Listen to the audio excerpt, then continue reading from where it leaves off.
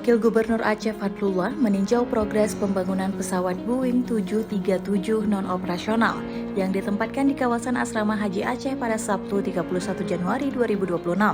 Pesawat ini dipersiapkan sebagai wahana simulasi perjalanan udara bagi calon jemaah haji dan umrah, serta digadang menjadi wahana manasik pertama di Indonesia. Wakil Gubernur Aceh menyampaikan bahwa pembangunan wahana ini memiliki nilai historis, mengingat peran Aceh dalam sejarah penerbangan nasional melalui pengorbanan para pendahulu demi Indonesia. Kehadiran pesawat ini juga diharapkan dapat membantu calon jamaah, khususnya jamaah lanjut usia, dan mereka yang belum memiliki pengalaman naik pesawat agar lebih siap sebelum keberangkatan. Pada kesempatan itu, Wakil Gubernur menyampaikan apresiasi dan terima kasih kepada Presiden Republik Indonesia Prabowo Subianto atas perhatian dan dukungan pemerintah pusat terhadap Aceh dalam peningkatan kualitas pelayanan ibadah haji dan umrah.